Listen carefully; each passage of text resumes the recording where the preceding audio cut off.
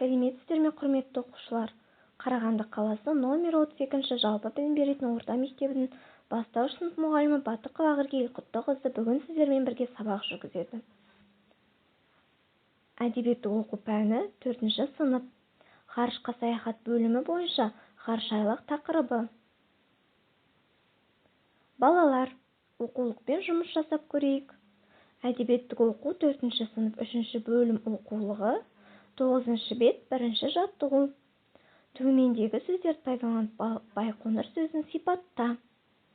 Дәптерімізге Байқоңыр сөзін сипаттап жазайық. Ал енді балалар, бүгінгі өлеңнің авторы Сырбай Мәуленов. Ол 1922-1993 жылдары өмір сүрген. Ақын, жазушы, аудармашы. Қостанай облысы Жангелдин ауылында дүниеге келген. Жангелдин ауданында дүниеге келген. Жазушы балаларға арналған Барлаушы бала, Құлыншақ, Бала жолбарыс, Қорқақ торпақ, тағы басқа өлеңдер мен әңгімелер жазған. Балалар, дәптермен жұмыс жасайық. Сырбай Мәуленов туралы бір сұрақ-жауап жазып қойайық. Ал енді балалар, Сырбай Мәуленовтың Байқоңыр өлеңін түсініп оқиық. Оқулығымыздың 10-шы бетінде тұр. Балалар, жаңағы оқыған Байқоңыр өлеңі бойынша сұрақтар. Осы сұрақтарға жауапты дәптерімізге жазайық.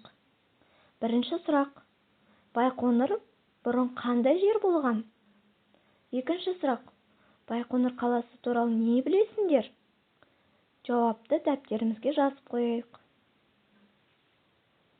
Балалар, Байқоңыр ғарыш айлағы Қызылорда облысының Төретам ауылына жақын жерде орналасқан.